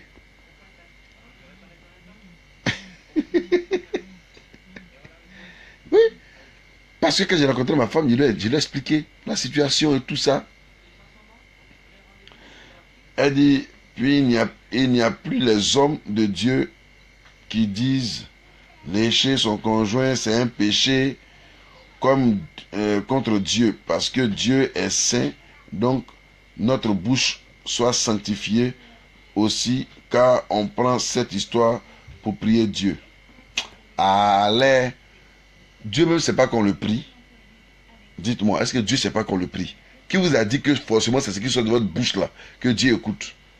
Ce qui sort du cœur là, Dieu écoute ça aussi. Ce qui sort du cœur là, Dieu écoute. Donc, il dit, il y a des choses qu'on n'expose pas. Moi, je ne peux pas vous expliquer comment ça s'est passé la nuit. Ce que vous allez faire la nuit et puis vous serez heureux là, faites. Et puis sortez, glorifiez Dieu. C'est tout. Il ne faut pas que quelqu'un va vous condamner parce que vous vous êtes aimé ou bien parce que vous avez manifesté l'amour l'un envers l'autre. Non, non, non, non, non, non, non, non, non, non. Moi, je n'ai jamais connu. C'est ma femme qui m'a appris à faire. Je lui ai dit, je ne connais pas, hein, donc il faut me montrer. Hein. Elle m'a appris. Et ça, je n'ai pas honte de rendre le témoignage. Alors, aujourd'hui, j'ai dit une puissance pour elle. J'ai une dynamique pour elle. Et c'est comme ça. Donc, vous comprenez que la vie spirituelle, il ne faut pas qu'on la mélange avec la vie physique. Voilà. Par exemple, vous allez donner votre vie de foyer à un pasteur qui n'a jamais connu le mariage, par exemple. Jésus-Christ, il était Dieu. Je ne parle pas de lui. Il était Dieu. Mais un pasteur qui n'a jamais connu le mariage. Il n'est qu'à vous dire quoi? Il ne peut pas connaître, il ne peut pas vous donner les réponses adéquates. Non, ce n'est pas possible. Il y a des choses auxquelles il n'y a pas de réponse. À faire de ça là, il n'y a pas de réponse. C'est entre ton mari et toi. Les seules choses que la Bible condamne de manière publique, la seule chose que la Bible condamne de manière publique, c'est la sodomisation. Dieu n'aime pas qu'on se sodomise. Voilà. Ça, Dieu n'aime pas ça. Et c'est biblique ce que je vous dis. C'est dans la Bible. Mais pour le reste, là, la Bible n'a rien dit. Bon, quand la Bible n'a rien dit, on fait comment? Aïe!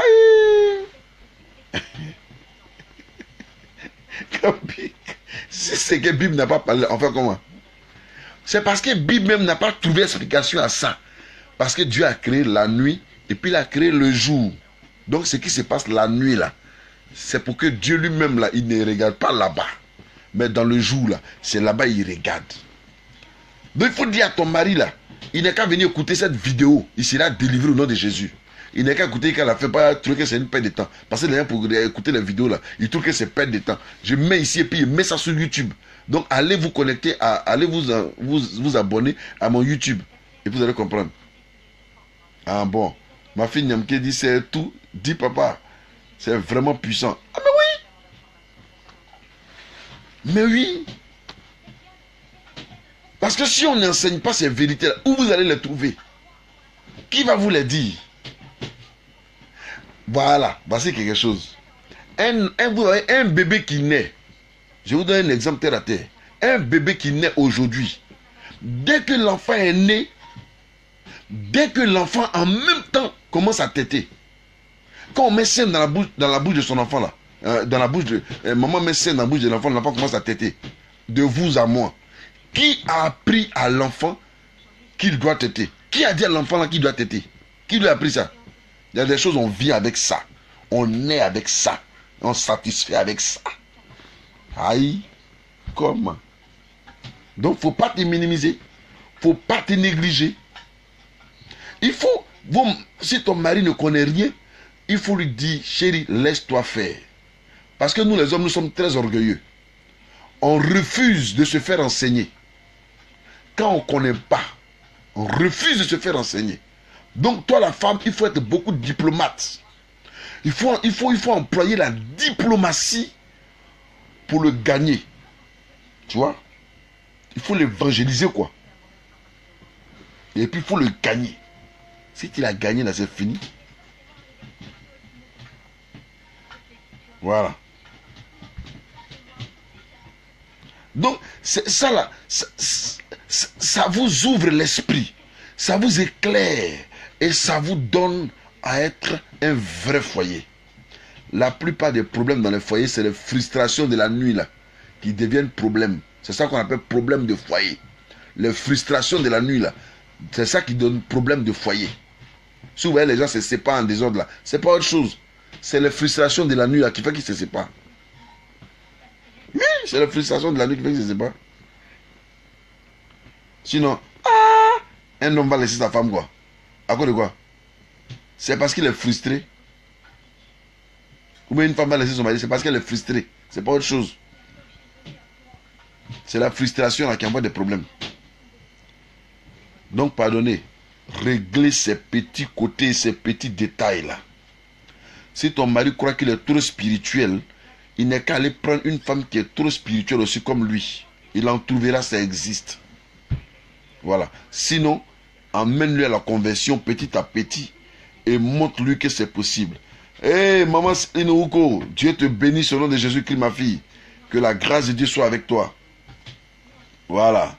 Donc, vous voyez, j'enseigne ces choses, pas parce que j'ai envie de dire des vulgarités, mais il n'y a rien de vulgaire que je suis en train de dire. Je suis en train de dire ce que vous ne voulez pas dire là. C'est de ça que je parle. Parce que ces points-là, on ne peut pas se mettre sur la chair pour prêcher ça. Parce que dans l'église, il y a des gens, il y a des mineurs qui viennent aussi à l'église. On ne peut pas se mettre sur la chair comme ça pour prêcher. Il y a quelque chose d'autre qui vient de ma tête. Hein? Entre nous, avant là, on met pagne blanc. Et puis, tout le monde vous entoure. Comme nos frères du là le font là. Ils mettent pagne blanc, et puis ils font petite cabane. Et puis, vous êtes... tout le monde les entoure. Et puis, en plein milieu, au milieu des gens là. Et puis, les deux morts se couchent ensemble. Ils s'en vont se limer devant tout le monde. Et puis, maintenant, quand on sort le drap blanc, quand on voit le sang dessus, ouh, elle est déviergée. Ouh, elle est déviergée. Donc, vous pensez que... Non, dévierger, dépucer, c'est la même chose. Donc, vous pensez que c'est le sang qu'on fait sortir là qui est joli à voir. Non, c'est pas joli à voir. Donc, si ce sang là, c'est pas joli à voir, que les gens montrent, que Dieu lui-même apprécie ça, aïe, c'est pas les autres qui ne vont pas apprécier. Mettez-vous à l'aise, les enfants. Mettez-vous à l'aise pour que le nom du Seigneur soit glorifié. Parce que si ta femme est contente, Dieu sera content. Si ton mari est content, Dieu sera content. Voilà. Il ne faut pas arracher les bonnes choses aux enfants de Dieu. Ma fille Evelyne dit, papa t'as 10 sur 10. Merci pour cette délivrance. Ah, non, soyez délivrés. Je suis là pour vous délivrer au nom de Jésus. Comment? Vérité, papa, trop vrai même. Surtout quand le mari est impuissant, puis le cache jusqu'au mariage. Ça là, peut-être qu'il y a fait vidéo dessus prochainement. Un mari qui est impuissant, et puis il cache à sa femme jusqu'au mariage. Ils ne sont, même si on les a mariés même à l'église. Madame, quittez. C'est pas ton mari. Non. Parce que dans le mariage, il ne faut pas mentir. Dans le mariage, il n'y a pas de mensonge dedans. Du moment où le mariage est basé sur le mensonge, ça veut dire déjà que c'est un péché. Et ce n'est plus un mariage. Voilà. Ça, je vais faire une autre vidéo sur le mariage que je vais expliquer. Ou bien sur les divorces qui se font. Tout le monde se lève pour condamner. Oh, tel a divorcé, on le condamne. Tel a divorcé, on le condamne. Condamné. Mais ça vous étonne que vous êtes resté, vous êtes allé en enfer. J'ai dit à quelqu'un, si tu portes une chaussure, toi tu choses 39. Et puis tu allais porter chaussure 34. Mais si ta démarche a changé là, qui a changé ça? C'est l'homme qui a changé pour toi? Alors, maintenant si tu ne veux plus que ta démarche change là, enlève la chaussure là, il faut jeter. Aïe, c'est quoi? Pourquoi même tu as caché à ta femme que tu es impuissant? C'est de la sorcellerie. C'est de la sorcellerie. Donc ça veut dire que ce mariage est nul et non avenu. Ça n'a jamais existé. Voilà. Et puis vous allez à l'église. Et puis vous disiez, pendant que vous priez, Seigneur, prends ma main, oh Dieu. Il y a un qui est à côté là. Peut-être la femme n'est même pas en train de prier, en train d'insulter dans son cœur là-bas. Peut-être que le monsieur qui est à côté est en train de te maudire dans son cœur là-bas. Voilà. Elle dit, qu'est-ce qu'on fait dans ce cas? Et le mari refuse d'en parler. S'il refuse d'en parler, prends tes bagages, va chez tes parents. Ou bien comme il a beaucoup d'argent, la cause il te garde quoi. Il n'est qu'à te demander pardon, il n'est qu'à te donner une partie de l'argent, là tu as telle affaire. Voilà, s'il a beaucoup d'argent, il n'est qu'à te donner ce qu'il va, tu vas vivre avec. Il a gâché, il n'est qu'à te donner de l'argent là. Tu vas vivre puis tu telle affaire. Sinon, rien ici. Ça veut dire quoi? Pourquoi tu as été impuissant, tu n'as pas dit? Si tu es impuissant, et allez, le mariage est basé sur la vérité. Le mariage est basé sur la vérité. Donc le foyer est basé sur la vérité. Donc dès les premiers instants, dites-vous la vérité. Voilà. Et sachez être patient quand votre collègue, votre camarade, votre mari, votre époux, celui que vous aimez, s'il vous a dit la vérité, sachez être patient. Sachez être patient et supportez-le avec beaucoup de patience. Sinon, à cause de ton impatience là, tu peux aller en enfer. Oui, oui. Ah, comment? À cause de ton impatience, tu peux aller en enfer. Aïe, il y a quoi? Qui a dit que dans le foyer, et pour un vrai secret de foyer, c'est ça. C'est ça. Hein? Soit la femme sait bien qu'on lui a enlevé ses 2 trompes. Et puis elle ne dit pas à son mari. On lui a enlevé ses 2 trompes, donc elle ne peut plus faire d'enfant. Donc elle ne dit pas à son mari qu'on m'a enlevé mes 2 trompes. Et puis elle vient dans le foyer avec ça. C'est un faux mariage. Dieu n'est pas dedans. Voilà. Parce qu'elle a menti à son mari. Dans le foyer, pour entrer dans le foyer, il faut qu'on s'asseye. Ça veut dire 2 hommes marchent-ils ensemble sans en être convenus au départ? Si 2 personnes doivent marcher ensemble, il faut qu'ils se conviennent au départ. Voilà. C'est pour cela que les mariages, je ne le connais pas, il ne me connaît pas. Et puis, il y a... ou bien sur Internet. Et puis, allô, oui. Parce que tu as pris un peu de... Comment on appelle ça là? De formation de... Comment on appelle ça? Cours de formation du clavier là. Donc, rapidement, vous avez des messages. Mais il faut faire attention. Il ne peut pas rester, elle va te lancer le malade ici. Ah bon. Si tu es malade, il ne faut pas avoir honte de dire à quelqu'un que tu es malade. Si c'est pour la maladie qu'il ne veut pas de toi, tu aurais quand même dit, fais ta part. Et si c'est ton mari vraiment, il reviendra te chercher. Voilà. Mais si ce n'est pas lui, il ne va pas venir te chercher. Donc moi, je ne suis pas d'accord. Voilà, ma fille Stéphanie, que le Seigneur te bénisse. Grâce Eden, Dieu te bénisse au nom de Jésus-Christ. Voilà. Vraiment, papa, moi, j'en ai souffert. Et en plus, mon ex me disait que si j'insiste pour en parler, il va se pendre. Ça a été un véritable enfer pour moi, papa. Oh, il ment, il ne va jamais se pendre. C'est un menteur. Il ne va jamais se pendre. Il dit ça pour t'influencer. Aïe. Parce qu'il y a les dire aux gens que tu es impuissant. À cause de ça, te pendre. Il ment. Il ne va pas se pendre. Et tu as été la première. Peut-être qu'il a fait ça. Peut-être n'est même pas la première. Moi, je connais un pasteur qui a fait comme ça à sa femme. Déjà, il est impuissant. Et puis, il n'a pas dit à sa fiancée. Vous savez combien d'années de fiançailles ils ont fait? Ils ont fait 10 ans de fiançailles. Et en 10 ans de fiançailles, il faut le voir prêcher sanctification. Tu ne peux pas. La sanctification. Il faut être sanctifié devant le trône du Père. Et lui, là, il est sanctification. Et quoi sanctification? Et la sanctification. Mais son affaire de sanctification, tu ne peux pas. Tu as même dit que le gars là, il doit dans le sein de l'Éternel. Déjà, toute sanctification, il est en train de prêcher là. Les 10 ans de fiançailles, là, il est en train de prier. Il passe partout pour chercher prière, pour se mettre en forme. Dieu n'a pas répondu parce qu'il vivait dans le mensonge. Et puis maintenant, il a fini par marier la femme comme tous les bouches se levaient contre lui. Et la femme même menaçait qu'elle allait partir. Et puis elle travaillait, lui ne travaillait pas. Et puis donc maintenant, ils se sont mariés. Même jour qu'ils se sont mariés, il a dit à sa femme qu'on va se marier comme ça là. Dieu dit de commencer 21 jours de jeûne. Donc dès qu'ils ont fini de se marier, dès qu'il a commencé 21 jours de jeûne, il mange quand la femme s'en va au travail là, il mange. Il ne jeûne pas. C'est un menteur. Et il est resté là en train de jeûner pendant 21 jours. Quand il a fini le jeûne de 21 jours, il dit à la femme, après 21 jours de jeûne, je dois me reposer 21 jours avant de passer à l'acte sexuel. La femme n'a rien dit. Elle a supporté encore 21 jours. Après, quand c'est passé net, maintenant, c'est les palus qui le prennent maintenant. Il dit, le jeune homme m'a trop fatigué, j'ai palu. Et quand la femme va au travail, quand la femme revient du travail, il grignote. Quand il retourne au travail, il est guéri. Ça a duré comme ça 1 an. La femme n'a rien dit. Elle s'est trompée parce qu'il disait, faut jamais expliquer, il intimidait la femme. Un jour, la femme s'est trompée, puis elle a expliqué ça à une de ses copines. Sa copine allait expliquer ça à son mari, qui est aussi un pasteur. Et lui, il a convoqué la femme. La femme a dit, pourquoi tu as fait ça, ma copine? Tu m'as tué. Je ne vais jamais parler de ma femme, de mon mari dehors. La femme, il dit, attends, ton mari, là, il ment. Hein. Il est en train de te mentir. Il dit quoi? Non.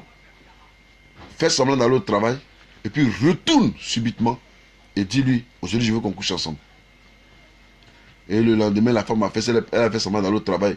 Déjà, quand elle est partie au travail comme ça, là, il sort, il s'en fait ses courses. Il vient à la maison, il met la musique, il danse, tout ça là. Donc, elle est retenue doucement, elle est venue. Elle était cachée. Quand elle a vu faire tout ça là, il a préparé, il a bien d'abat. Quand elle a vu faire tout ça là, ha, elle est rentrée derrière, elle dit aujourd'hui là, si tu couches pas, moi, il prend un bagage, il m'en va. Aïe! Il dit, mais chérie, tu sais que actuellement là, c'est parce que ça va pas chez moi. J'ai dit que on a fait 10 ans de fiançailles. On a fait 1 an de mariage. Et puis tu ne peux pas me toucher? Non, je ne suis pas d'accord. Maintenant là, tu couches avec moi ou bien j'arrête le mariage. Et quand la femme a pris ses bagages et était en train de partir, c'est là qu'il a commencé à pleurer. Pardon, je vais te dire quelque chose. Mais il ne faut pas dire à quelqu'un, sinon je vais mourir. Ouais, il faut me dire. Il dit non, je suis impuissant. Tu es malade. La femme dit, non, c'est à cause que tu m'as retardé là. Je sors de ta vie aujourd'hui pour que tu sois libre. Elle est sortie, elle est partie à la maison. Elle est partie chez ses parents. Mais elle n'a jamais expliqué à quelqu'un. Et c'est après, quand lui-même il a commencé, il a voulu rentrer dans ses 18 mètres, qu'elle a commencé à le dévoiler. Aïe, il y a quoi? Pourquoi on ne peut pas dire les choses comme il se doit à nos conjoints? On doit dire. Si il ne te dit pas que tu découvres demain, ça veut dire que votre mariage a été basé sur le faux. Donc, même si tu le quittes, Dieu ne va pas te condamner pour ça. Non, non, non, Dieu ne va pas te condamner pour ça. Non, non, non. Aïe, Dieu ne va pas te condamner pour ça. C'est moi qui vous dis ça. Comment? Voilà. Révérend Sylvain Conan, que le Seigneur te bénisse, mon frère. Édith de Jésus. Dieu te bénisse. Kwame, Rodolphe, Yao, Dieu te bénisse. Léa, Béa, sois béni au nom de Jésus-Christ. Si vous avez des questions encore, envoyez-moi. Je vais vous donner des réponses. Hein? Aujourd'hui, les gens vivent dans le foyer. Quelqu'un dit non, s'il il est dans un foyer, un foyer, c'est corde au cou. Vous ne connaissez pas ce qu'on appelle corde au cou là. Corde au cou là, vous ne connaissez pas. Je vais vous montrer corde au cou. Corde au cou là. C'est ça là. Quand tu prends corde et puis tu attaches ton cou là. C'est ça qu'on appelle corde au cou. Mais pourquoi le mariage est un corde au cou? Pourquoi être dans un foyer c'est corde au cou? Hein? Vous avez déjà vu une femme en caoutchouc qui peut se mettre autour du cou de quelqu'un? Quand vous voulez faire vos bêtises, vous dites que le mariage c'est corde au cou. Après ça, on ne se marie pas. Mais tu ne te maries pas et puis tu fais ce que les mariés font là. Tu ne veux pas te marier et puis tu fais ce que les mariés font? Ah non, si tu n'as pas envie de te marier, arrête de faire ce que les mariés font. Parce que les mariés, eux, ils couchent ensemble. Toi aussi, tu couches avec la femme. Donc, si ça fait quoi, si tu l'envoies au mariage, ça fait quoi? Tu dis donc, quand elle a envoyé, elle va commencer à faire malin 6 mois. Toi-même, tu n'as pas commencé à faire malin ciel? Toi-même, tu n'as pas commencé à faire malin ciel? Qui vous a dit même que, machin? Arrêtez de vous distraire les uns les autres. Mais apprenons à glorifier Dieu. Voilà. Donc, l'un des secrets du mariage, c'est ça. L'un des secrets pour un foyer heureux, là, c'est ça. Il ne faut pas se priver l'un de l'autre. Je parlais de quoi? Ça fait le 3e point dont je parle. Voilà, donc, il faut savoir prendre les différents points pour pouvoir... C'est pour ça qu'il faut réécouter la vidéo. Donc, partager la vidéo au maximum. Hein? Je vois déjà que, voilà, nous sommes nombreux, nous qui suivons la vidéo. Partagez la vidéo, en tout cas. Et puis, voilà, tirez-en les leçons et que Dieu vous bénisse. Peut-être que le dernier point, hein, si ce point-là, si vous n'avez plus de questions ou de suggestions, le dernier point dont je parlerai, c'est dans un foyer, il faut savoir apprécier l'autre à sa juste valeur. Il faut savoir donner, n'est-ce pas, de la valeur à l'autre. Regardez. Ceux qui vont dans les maquis et puis on fait leur atalakou là. S'il a 1 million dans sa poche, à cause de simple atalakou là, il donne tout son argent là-bas. Ouais, non. L'homme aime ça. Donc il faut savoir apprécier ton mari.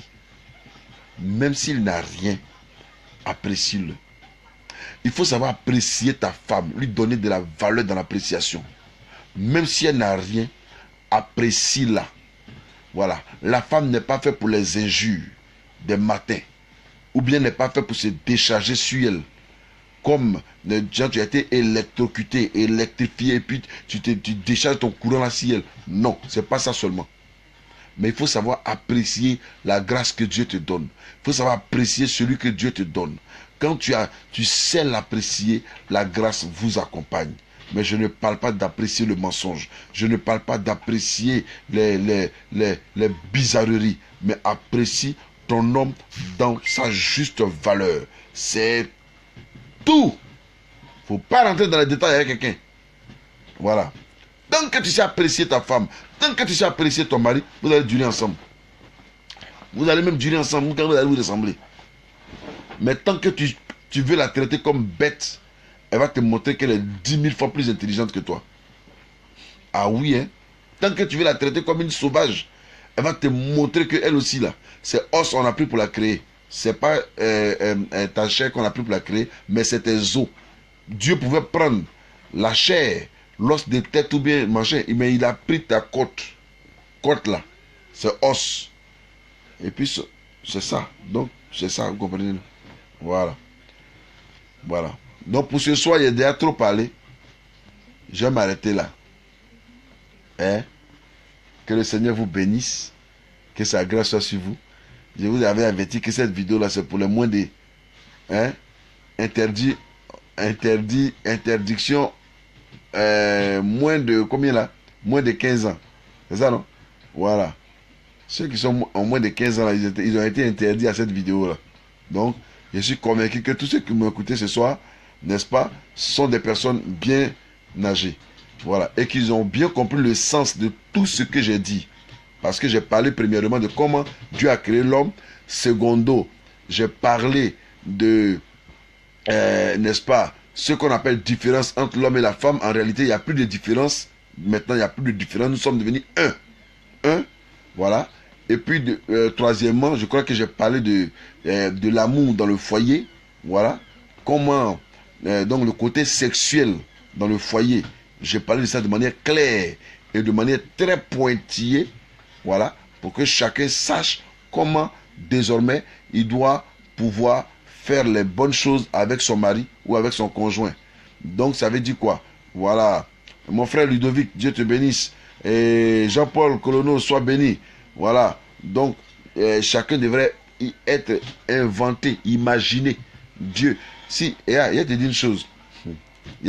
Ça, c'est pour. Il est fini, hein. Il est fini. Voilà, il est fini. Imagine-toi que la femme a des points sensibles sur son corps. Et peut-être tu ne connais pas le point sensible de ta femme. Tu penses que son point sensible. Il y a des femmes, il y a des femmes là, on les appelle les maso. Elles sont maso. C'est quand tu les chicotes là, qu'elles sentent même la vie dans la chose. Ah, moi ces femmes là, si il y a plus de on vous chicoter. Oh. L'homme même il est mauvais avant, il a envie de beauté avant. Donc il profite, c'est un biche. C'est un biche. Il vient crier, biche. Hein? Ça c'est ton corps, ils vont contrôler tous les corps, pardon. Hein? Voilà, il faut savoir, voilà, tous les cheveux, la tête qui est là, là, tout ça là, il y a des sensibilités dedans. Hein? Arrêtez de faire comme le vieux bêté qui dit,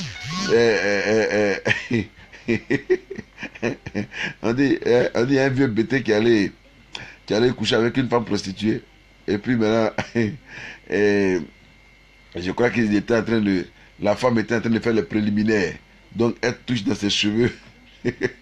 Elle dit, hey, maman, qu'est-ce qu'elle dit là? Il faut attaquer Nina avant quitter ici. Hein? C'est-à-dire, passons directement là, tout ça là, je ne suis pas dedans. Non, non, non, ne soyez pas comme ça. Préliminaire, tout ça là, vous voyez, ça enrichit le foyer. Ça enrichit le foyer. Voilà. Donc que le Seigneur vous bénisse, que sa grâce soit sur vous. J'ai été très, très, très content d'être là. Voilà. Et si vous êtes content, que vous avez vraiment suivi, continuez de partager. Et puis, voilà, je vous attends en inbox. Si vous avez besoin de prière, de délivrance, de conseils particuliers. Ici, là. Voilà, papa est là pour vous donner des conseils pragmatiques, des conseils pratiques pour que vous soyez délivrés. La délivrance n'est pas seulement libère au nom de Jésus-Christ, sors de sa vie, sors. Non, le simple conseil que tu peux donner à une personne peut lui apporter la délivrance. Voilà, moi, il fait des délivrances à distance, ça existe. Donc, allez, on y va, et puis, voilà, que le Seigneur vous bénisse, que sa grâce soit sur vous. Je vous aime très, très, très, très fort. Et shalom à tout et chacun d'entre vous. Shalom.